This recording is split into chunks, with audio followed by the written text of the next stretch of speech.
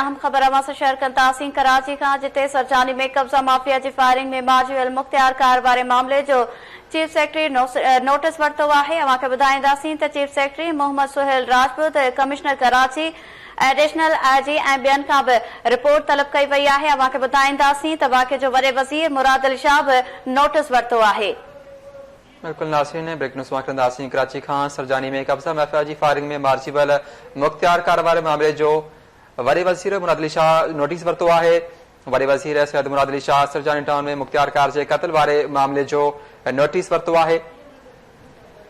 वॾे वज़ीर मुराद अली शाह पारां फायरिंग कंदड़ कब्ज़ा माफिया ख़िलाफ़ कार्रवाई करण जी हिदायत कई आहे। अहम ख़बर अवां ताईं पहुचायूं पिया। कराची खां वॾे वज़ीर सैयद मुराद अली शाह वाक़े जो नोटिस वरितो आहे। वॾे वज़ीर मुराद अली शाह पारां फायरिंग कंदड़ कब्ज़ा माफिया ख़िलाफ़ कार्रवाई जी बि हिदायत कई आहे। बिल्कुल नाज़रीन, वॾे वज़ीर सैयद मुराद अली शाह कराची जे कमिश्नर खां रिपोर्ट तलब करे वरिती आहे। वॾे वज़ीर मुराद अली शाह पारां मुख्तियार कार जे क़त्ल ते ॾुख जो इज़हार कयो वियो आहे।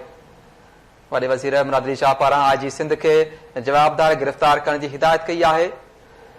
जॾहिं त वॾे वज़ीर मुराद अली शाह जो चवणु आहे त फायरिंग कंदड़ कब्ज़ा माफिया खे जल्द गिरफ़्तार कयो वेंदो।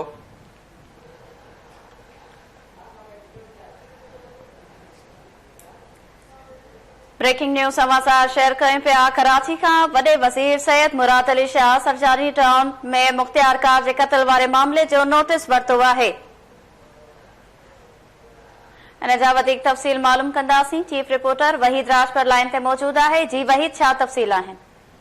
जी संजय, वॾे वज़ीर सैयद मुराद अली शाह सरजानी टाउन में एंटी इंक्रोचमेंट टीम ते जेके हमले जो आहे नोटिस वरितो आहे। वॾे वज़ीर कमिश्नर कराची खां रिपोर्ट तलब कई आहे। वॾे वज़ीर फायरिंग में ज़ख़्मी मुख्तियार कार दौरान इलाज जेको आहे उन फौत थियण वारे वाक़े ते अफ़सोस इज़हार कयो आहे। वॾे वज़ीर जेको आहे पूरी इंक्वायरी करे आईजी खे जेको हिदायतूं कयूं आहिनि। जंहिं लैंड ग्रेबर माफिया जी तरफ़ां सरकारी ऑफिसर ते फायरिंग कई वई आहे उनखे जल्द गिरफ़्तार कयो वञे। वॾे वज़ीर वाक़े जी तफ़सीली रिपोर्ट बि उहा घुरी वरिती आहे। इन हवाले सां आईजी सिंध खे हिदायत कई आहे त तफ़सील रिपोर्ट मुॾे उहा उमाणी वञे। जी वॾी महिरबानी नाज़रीन, चीफ रिपोर्टर वहीद राजपूत तफ़सील ॾिना आहिनि।